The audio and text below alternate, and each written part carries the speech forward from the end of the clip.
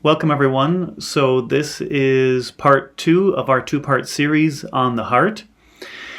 And so from part 1, you should be able to answer questions like, what causes the atrioventricular valves to close? What causes the atrioventricular valves to open? What causes the semilunar valves to close? And what causes the semilunar valves to open?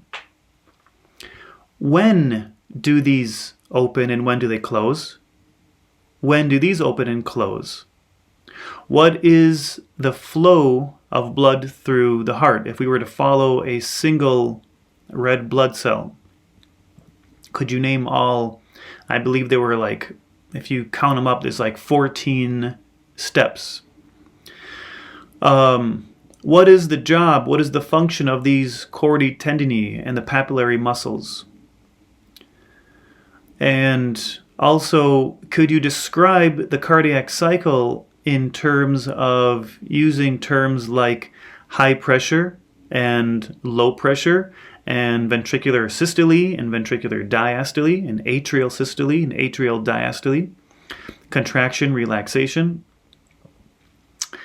So in this second part now, we're going to go through the EKG and the phonocardiogram and the graphs of the ventricular pressure and volume, and then we'll be able to connect the dots. We'll be able to connect the two videos, everything that we learned between the two, and see if we can really make sense of it.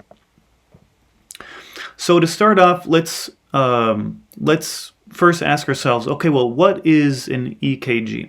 So the electrocardiograph, the EKG, is an instrument that detects and amplifies the signals of the heart activity when connected to using electrodes or the leads. The EKG, like British would be EKG, in the US, here in the US we would say ECG, or spell it ECG, is the record produced, which is generally a moving paper. I'm sure you've seen it at the hospitals, and of a chart and a tracing. The tracing and paper you call the electrocardiogram, and the machine is the electrocardiograph. The tracings are the result of action potentials by the nodal and myocardial cells. And be careful not to confuse an action potential with a contraction. Well, yeah, action potentials do lead to contractions, which lead to blood movement, but the actual tracing that you see is an action potential, not the actual. This doesn't represent the movement of blood. It doesn't represent the contraction. It represents the signal which leads to the contraction, which leads to the movement of blood. In other words, this tracing only represents the action potential. So if you remember from Anatomy and Physiology 1, when we talked in the muscle or in the nervous unit, we talked about action potentials. All right, so what does it detect? What can it detect? It can detect arrhythmias, which are either too fast of a heartbeat or too slow of a heartbeat, or abnormal heart rhythms. So, what is fast then? Well, what is fast? Well, fast is, we would consider fast is over 100 beats per minute when you're at rest, when you're resting. Because, when you're exercising, you try to get to a target heart range of, 120 beats per minute. Well, you could consider that tachycardia, sure, but that's not abnormal. That's normal for the situation you're physically exercising. We're talking about like when you're at rest. Bradycardia is on the other end. It's when your heartbeat is less than 60 beats per minute at rest. If you physically train, if you're a marathon runner, for example, you might have a heartbeat less than 60 beats per minute. And it could be completely normal and actually, in a lot of cases, actually healthy, because your body is so healthy. You have so much myoglobin and hemoglobin and mitochondria. Your body has trained to not need your heart to beat so hard, because it has other ways to keep the cells alive, keep your muscle cells alive through carrying oxygen with hemoglobin and myoglobin in the muscle. If you're your typical sedentary student, then there might be some kind of concern. Another type of a type of tachycardia is AFib. We heard of atrial fibrillation. Well, what is it? Well, it's a type of tachycardia due to irregular impulse of the atria. As we looked at in part 1 of this series, the atria are the superior two chambers. You also have atrial flutter, which is close. It is kind of like atrial fibrillation. The difference is that AFib is very irregular, chaotic impulses, whereas atrial flutter is also the atria beating really, really fast, but at least the beats are more organized, more regular, due to more regular electrical impulses. The EKG also detects heart blocks, which a heart block is an obstruction of the signal from the atria to the ventricles. There's something in there. You have first degree, second degree, third degree heart blocks, and these are generally caused by damage to the signal pathway due to, it could be fibrosis or coronary artery disease or weakened heart muscle, and this usually comes with aging. The EKG can detect a previous or even a current heart attack. A heart attack in progress, and the tracing will show, for example, just after the QRS complex, you could have an elevated baseline. The baseline is this line right through the middle here. Well, an elevated baseline right here, you would actually have, you wouldn't see this little spot here. This QRS here would actually continue up, and then you would find this T wave here. This is called the T wave. That's just one example of how you could detect a heart attack, or you could have some kind of abnormal QRS complex. The spikes, the spikes that we are used to seeing could look differently. This could be more rounded, or this could be inverted, that kind of thing. So it can detect arrhythmias. It could detect heart blocks, previous or even current heart attacks. It can also, obviously, it can detect even your heartbeat.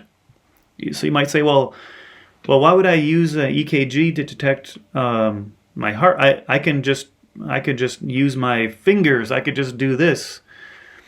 Well, yeah, you can, yeah. But if your heartbeat is very faint, or if you have like a bradycardia, a very low beat per minute, you might not even be able to detect it. You could use an EKG. This is a diagram here of, regular heartbeat versus irregular different kinds. let's take a look here. This is called sinus rhythm because the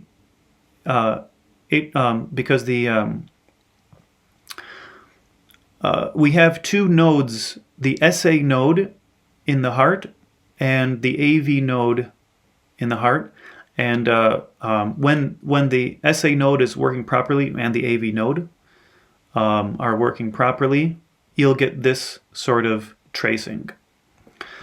You have a little bump here, then you have a big bump and a little bit of a delay here, and then you kind of have a little bit, looks like a little bit larger. These are called waves. These are called deflections, and we're gonna know the names of these and everything about them. It's called the sinus rhythm, or normal heartbeat rhythm. Well, okay. And we don't even really need to know anything about them for the moment. We could just see, just with our eyes, without knowing anything else, we can see the difference between this tracing and this tracing. Here, this first little wave, this first deflection is missing. This is called a nodal rhythm. This is where the second node, the AV node, is either too fast, is beating too fast, or there's some issue between the first and second nodes in the heart. This could even be inverted. It could be missing, or could even be inverted. Nodal rhythm. Heart block. That's we talked about that. That's where there's a problem. There's a problem in delivering the signal from the two atria to the two ventricles. And if this big spike here is caused, detects the action potential of the signals in the ventricles, then it's suddenly missing, then this makes sense. We're not getting the signal down to the ventricles. We're only seeing the first one, the P wave, which occurs up in the atria. Atria, ventricles. Atria, ventricles. Atria, ventricles. So that there's no signal, there's no ventricular signal down here. That's because it's a heart block. We're either slowing or diminishing, we're obstructing the signal from the top two chambers to the bottom two chambers. Here's an atrial flutter. Here is where the atria are very rapidly contracting. And remember we talked about the difference between the atrial fibrillation. Here, these are at least more regular in between here, whereas atrial fibrillation, you might have a very long, very long, many contractions in the atria before you have a ventricular contraction. And I'm just kind of saying this. Remember again that this doesn't that these tracings don't represent the actual contraction. They represent the action potentials that lead to the contractions. Irregular versus kind of more regular. So they're both are too many contractions, too fast of contractions, and too many of the atria. But this tends to be kind of more irregular. And then finally, you can have even ventricular fibrillation. See, these are much larger waves. That's because the ventricles have a large signal and are stronger muscles. Just like we see, these guys are a much larger wave. Okay, so I would just kind of expect you to be able to look at any of these and be able to tell me, are you looking at a heart block, some kind of nodal rhythm, sinus rhythm, atrial flutter, and that kind of thing. Okay, now it's time to look at the EKG and look at the phonocardiogram and look at the ventricular volumes and pressures and be able to connect the dots and form relationships between them. Here is the EKG right here. We have the P wave, we have the QRS wave, QRS complex, and we have the T wave. The P wave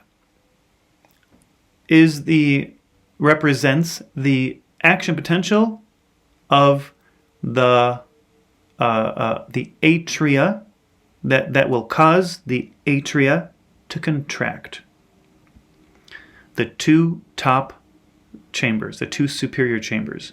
The P wave is the tracing, is the detection of the action potentials of the atria that when they just before they contract. The QRS complex, it's much larger. Well, that kind of makes sense then if it's the action potential that leads to the contraction of the ventricles. And the T wave is the repolarization of the ventricles. I have them here for you. The P wave, or we can say the depolarization of the atria. Action potential, depolarization, you remember that word? The QRS complex, depolarization of the ventricles. And the T wave is the repolarization of the ventricles. Okay, so those are the first three things that I want you to be familiar with. Now there are going to be segments. There are also segments that we can talk about. For example, the PQ or the ST segment. That's like the time between, from here to here. But we probably won't worry about that for the moment anyway. Okay, looking at the next part here is ventricular pressure. Ventricular pressure. It looks like got a little bit of pressure here, not a lot, and then suddenly it just skyrockets and it goes back down. Ventricular pressure. If we look at this graph here, this is the ventricular volume. Looks like I have one line right here, one level. Looks like I have another one here, 125. Looks like I have another one here. Do you remember back in our first part, the first video? That's why it's important to watch the first one first. We talked about some percentages. Do you remember what were the percentages? The 2 percentages, or more like 4 percentages that we talked about? We talked about there was 75% and 25%. And we said and then 100 and 0. Well, this is important now. When the atria first fill up, they fill up 100% blood, and then something causes those atrioventricular valves to open up and allow a certain percentage of blood to fall into the ventricles. What caused the atrioventricular valves to open? Answer is gravity. Gravity forces them open. Okay, next question. What percentage first falls into the ventricles? It's 75%. The first amount is 75% of the entire amount that's in the heart at one time, falls from the atria down to the ventricles without the atria ever contracting. The atria are in atrial diastole, and the ventricles are also in ventricular diastole. Remember, open arms to receive a big hug, open arms, open ventricles to receive the blood. Well, let's take a look. Here is 100% volume in the ventricles. Here, this is as low as we get. This is 0% volume. I mean, there's always a little bit of there's never the heart can never squeezes all the blood out. I'm just going to call it 100% and 0%. We can say 0% of what's going to be ejected. We can say it like that. What about 75%? Here it is, my friends. 75. Doesn't this look like 75 to you? Look, if this is 0, 25, 25, 50, 75, 100. Okay, let's make sense of this. Let's make sense of this. I'm going to zoom out now, and let's try to connect the dots. Here we go. So pay attention here, okay? Here we go. The P wave. Now I'm gonna try to articulate. I'm gonna try to articulate in a single sentence, making sense of all this stuff. Okay. The P wave. What did we start with first? We started with the superior and inferior vena cavas, dumping blood into our first two chambers, which are the two atria. They fill up. Then, and here it is. Sorry, this is ventricular volume. So here we are. We're right here, okay, guys? We're right here. No blood in the ventricles. Then 75%, due to gravity, 75% of the blood dumps into the ventricles. Let's follow it. Here we go. Ready? 75%. Look at that. 75%. What caused the blood to fill up into the ventricles? This first 75. Was it gravity, or were the atria contracting? Here it is. Look. It's not here. We are in atrial diastole, and we are in ventricular diastole. Actually, we can look at it. There's another here. Check this out. 0%. We are in atrial. Oh man, where are we? We are in 0%. We are in atrial diastole. When this fills up, here's our 75%. When this fills up first, the first 75%, we are still in atrial relaxation and ventricular diastole relaxation. The first 75%.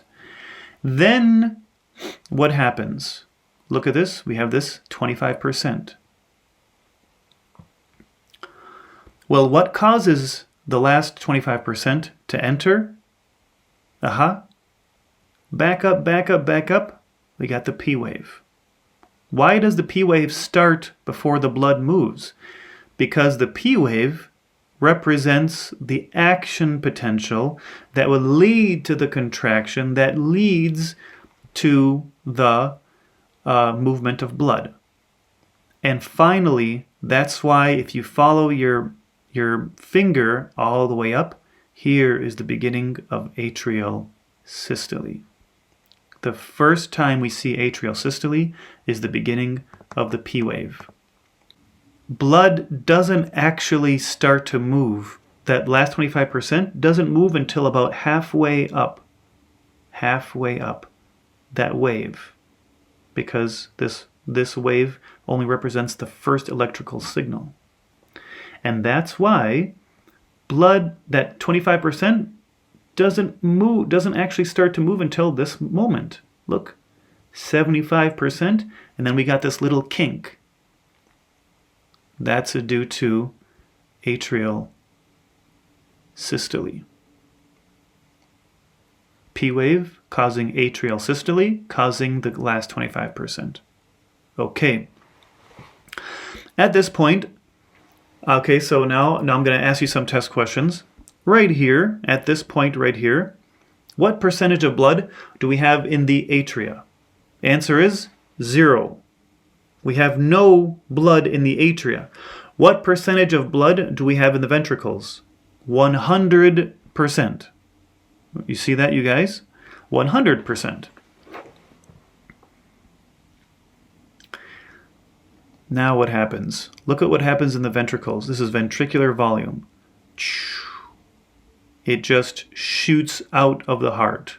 How does it shoot out? Why? How does it shoot out of the heart suddenly? That's because of this deflection right here. This wave right here is the QRS. The QRS wave represents or detects the action potential of the ventricles now. Now all the blood's in the ventricles, and we're ready to squeeze it out.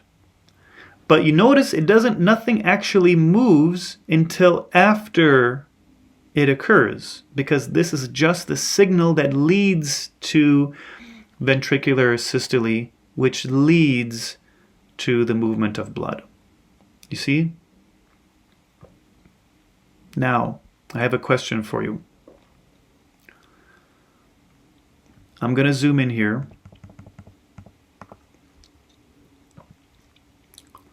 Here's the blood shooting out, finally being squeezed out of the ventricles. The blood squeezing out of the ventricles.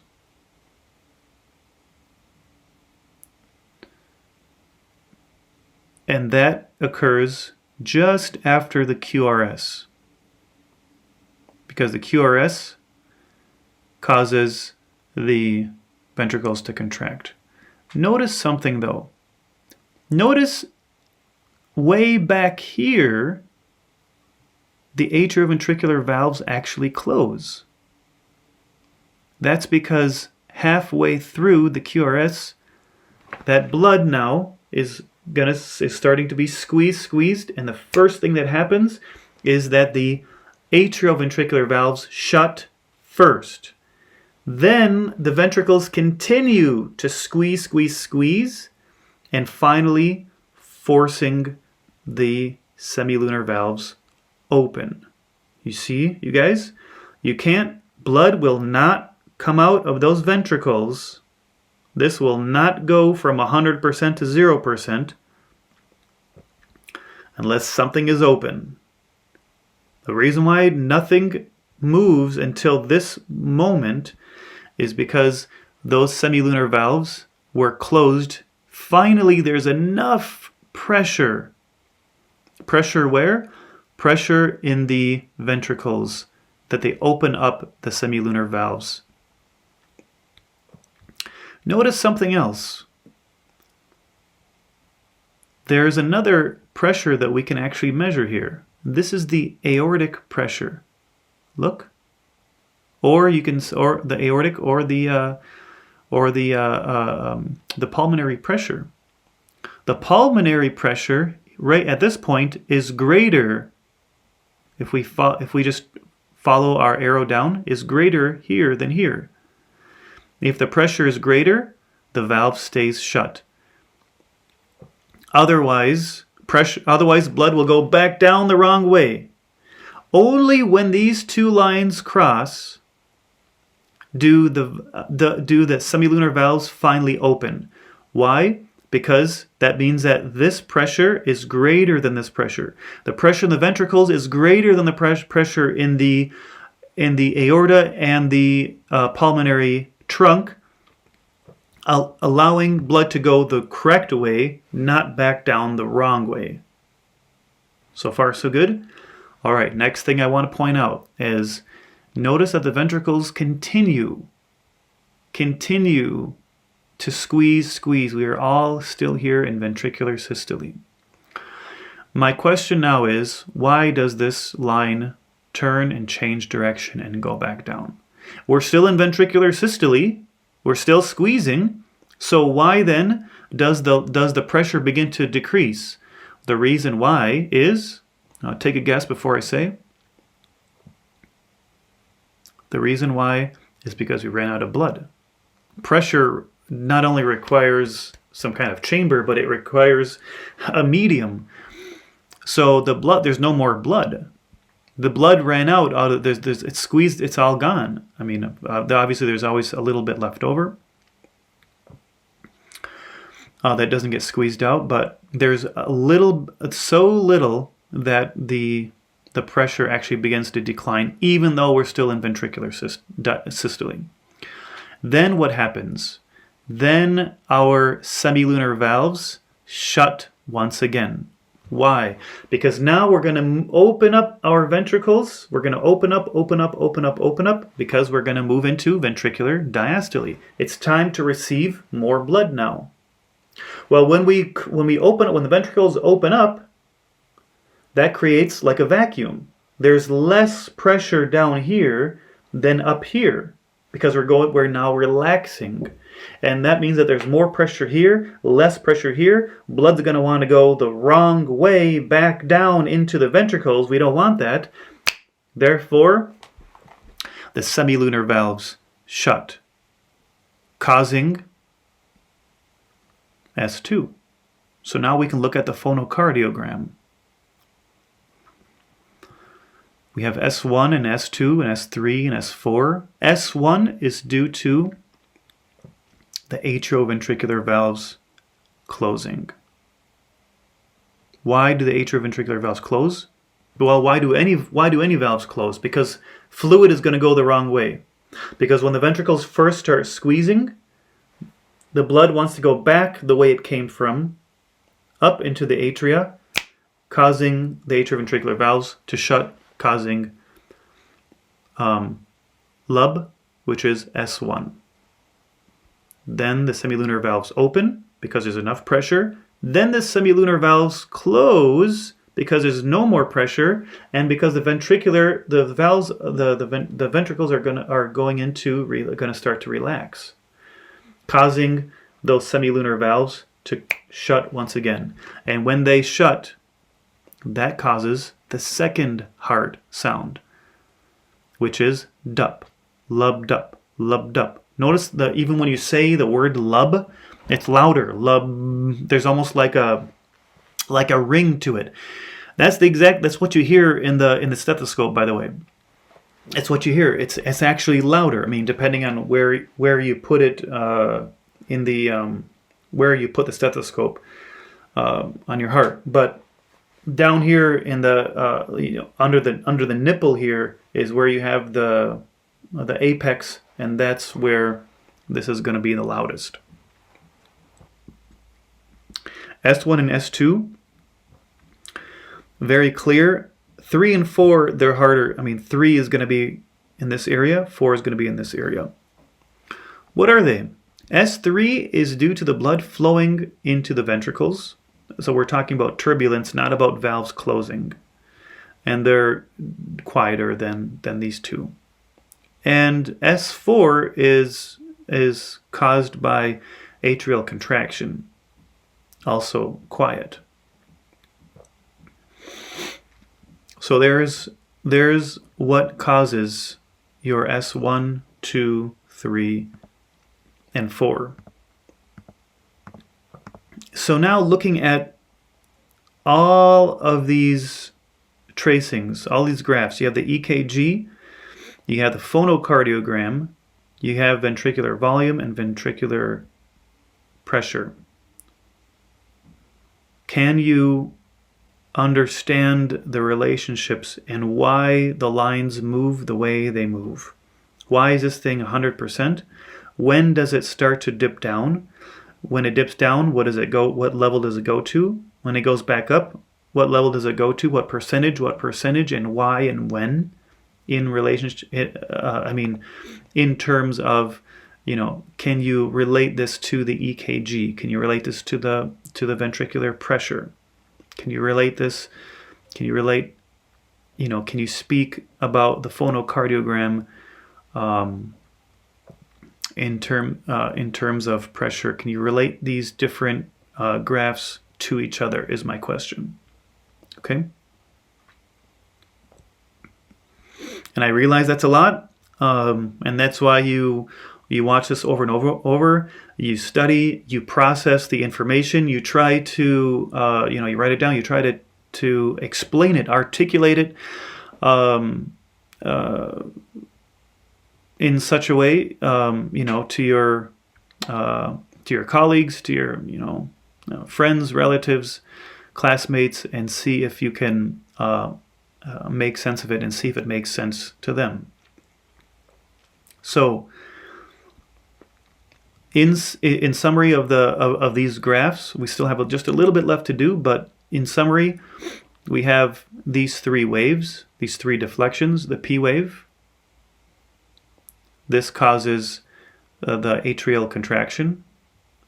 It causes, it doesn't represent, but it causes, it leads to the QRS complex, which leads to the ventricular contraction, and the T wave, which detects the ventricular repolarization. Your ventricular volume, 100%, ventricles squeeze 100% out of the ventricles, then they get filled back up, 75% due to gravity and 25% due to atrial systole, atrial contraction. And when this happens, as soon as the ventricles, just after the ventricles begin to contract, the atrioventricular valves close first, causing S1. Then the ventricles continue to contract. Pressure continues to go up, and the semilunar valves finally open, and that means that blood can finally exit all the way down to 0%. And in doing so,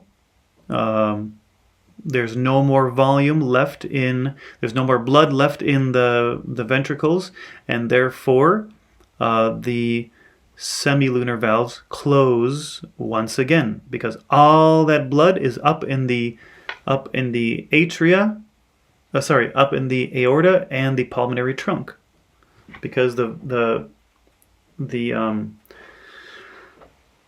ventricles are about to go into now ventricular diastole. And we also have this period of isovolumetric contraction, where the ventricles are contracting, but there's no change in volume. See that period of isometric contraction, isometric relaxation. There's a period, and that's because both valves are closed.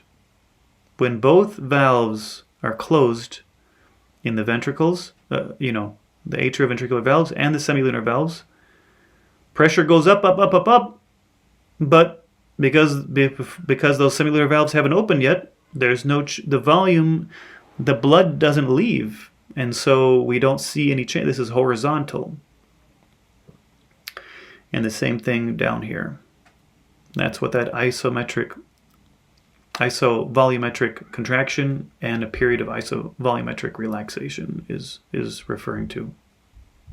There's a period where there's no change because all the valves are closed.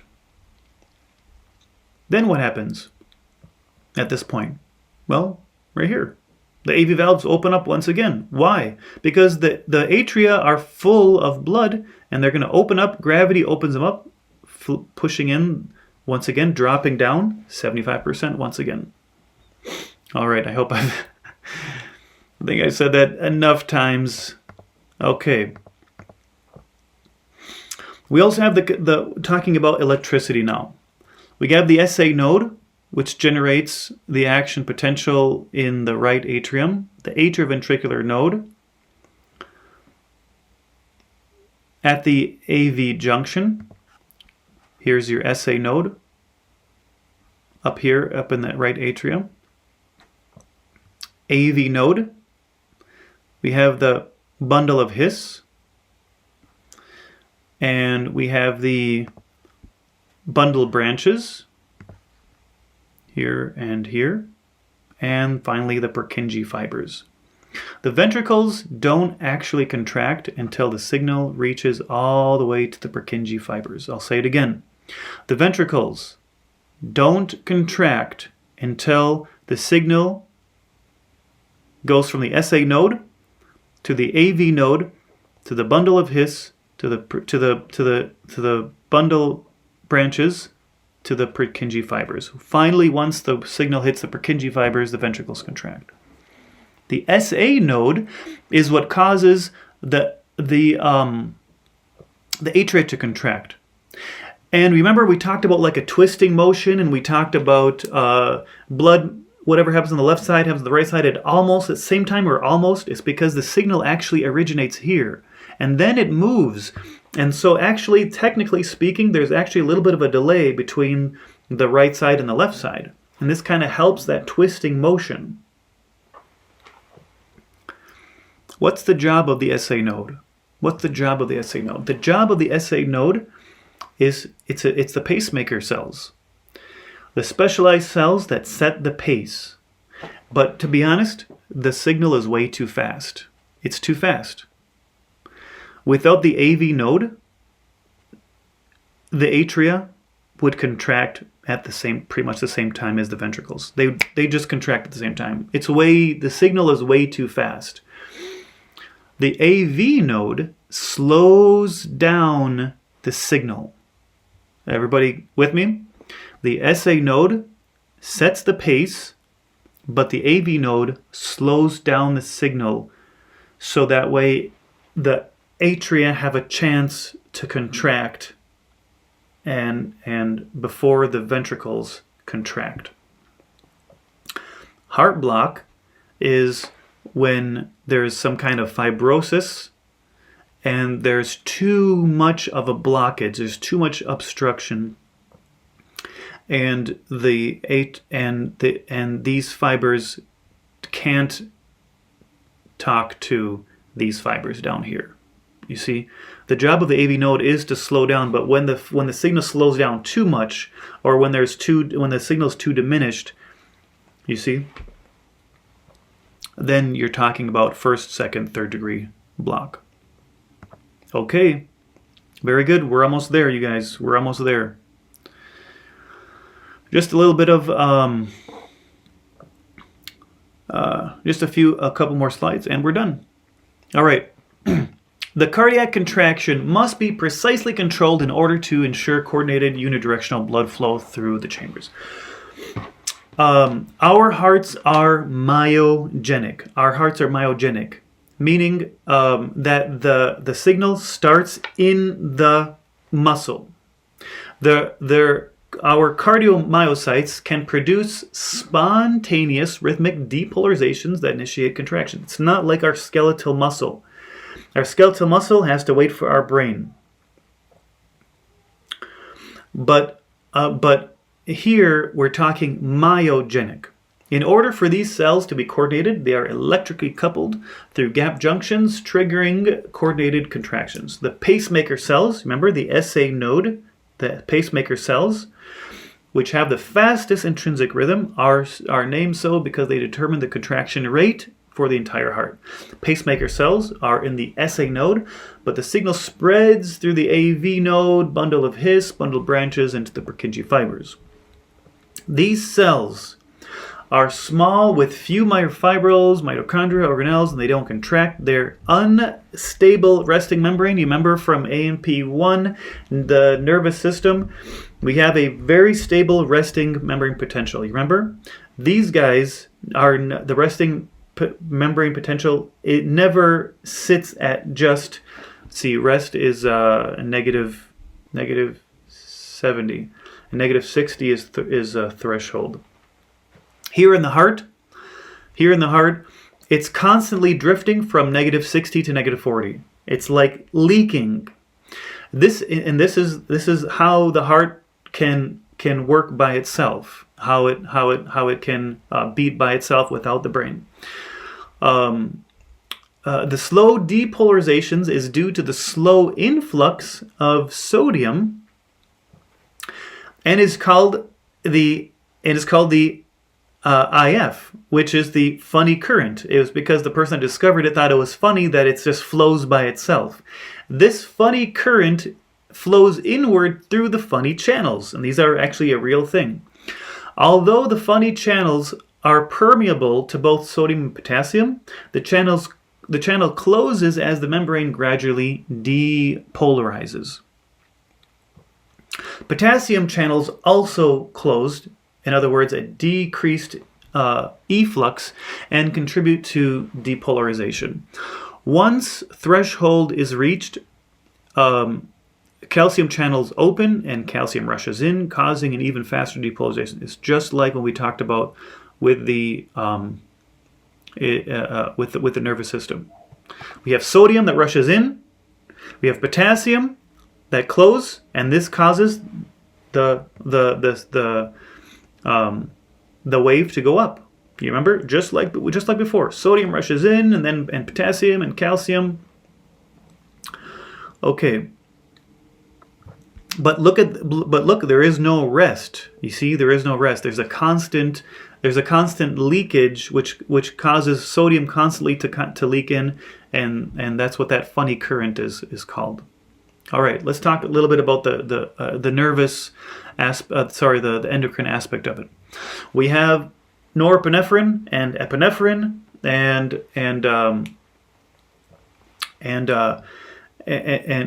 acetylcholine. All right, norepinephrine released from the sympathetic neurons and epinephrine released from the adrenal medulla bind to adrenergic receptors on the pacemaker cells. In other words, the pacemaker cells are sensitive to these two hormones, and epinephrine is adrenaline. Adrenaline makes your heart beat faster and faster and faster, right? Here's how it works. The receptors stimulate a cyclic AMP-mediated signaling pathway that alters the transport properties of the ion channels in the cell membranes. Funny channels and calcium channels open, increasing the influx. Well, if you have more sodium and more calcium, what does that do? That speeds up the beat, increasing the rate of depolarization of the cell. The increased depolarization rate increases the frequency of action potentials, which ultimately increases the heart rate. These effects of epinephrine or epinephrine on the pacemaker cells explain the dangerous side effects of drugs like ephedrine, which bind to these adrenergic receptors and cause a rapid heart rate. All right, so how did that work? Epinephrine, norepinephrine released from sympathetic neurons and from the adrenal medulla, in the adrenal glands, bind and cause increase the rate at which sodium and calcium ions enter our pacemaker cells, increasing the rate at which they beat, increasing action potential, increasing the beat. That's how it works. That's how your heart beats faster. As far as endocrine control, well, acetylcholine does the opposite. Acetylcholine released from parasympathetic. Remember your rest and digest now. Your parasympathetic neurons binds to muscarinic receptors on pacemaker cells of the heart. These receptors stimulate a signal transduction pathway that ultimately leads to the increased potassium permeability. The increased efflux of potassium, well, remember, we want to go positive. We want more sodium and calcium to go positive. Well, when potassium exits, our cells are less likely to reach threshold because potassium is leaving. Potassium is a positive ion and it leaves, so it's harder. It takes more to fire because there's a positive ion that's exiting out of the pacemaker cell. it hyperpolarizes the cells. The efflux of the exiting of potassium hyperpolarizes the cells, making it more negative, making it longer, it takes more, and that's how your heart rate slows down. Okay, that's all I have for you. Thank you very much for your attention. I know this is a lot.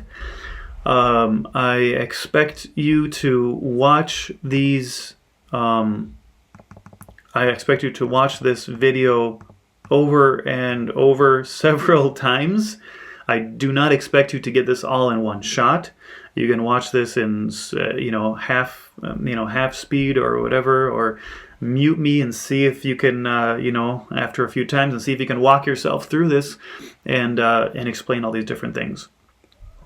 Thank you guys for your attention very much, and study well, and good luck to you.